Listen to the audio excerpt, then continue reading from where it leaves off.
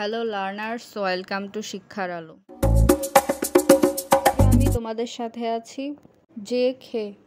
আজকে আমরা শিখব পার্টস অফ স্পিচ। তোমরা কি বলতে পারো পার্টস অফ স্পিচ কাকে বলে? বাক্যের অন্তর্গত প্রত্যেকটি অর্থবোধক শব্দ বা পদকে পার্টস অফ স্পিচ বলে। অর্থ বা কাজ অনুসারে পার্টস অফ স্পিচ আর there are 8 parts of speech: noun, pronoun, verb, adjective, adverb, preposition, conjunction, interjection। এই হলো 8 প্রকার পার্টস অফ স্পিচ। আজ আমরা শিখব প্রথমটা, নাউন। কেউ বলতে পারো নাউন কাকে বলে? কোনো কিছুর নামকেই নাউন বলে। নাউন মানে নাম। যেমন ধরো, নাম, মানুষের নাম, রহিম, করিম, সীমা, রিমা, সাইমা। জায়গার নাম, ঢাকা, চট্টগ্রাম।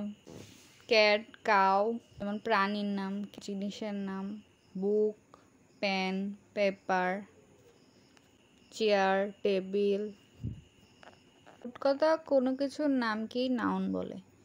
জায়গার নাম, মানুষের নাম, জিনিসের নাম, বস্তুর নাম, প্রাণীর নাম। যেমন রহিম গোজ টু স্কুল। রহিম স্কুলে যায়। এখানে রহিম একটা নাউন, স্কুল একটা নাউন। যে বাক্যে নাউন নেই সেটা কোনো বাক্য নয়। যেমন আমরা কথা বলি, তখন মানুষ, জিনিস, জায়গা এসব নিয়েই কথা বলি। The cow it's glass. Rina loves A ice cream.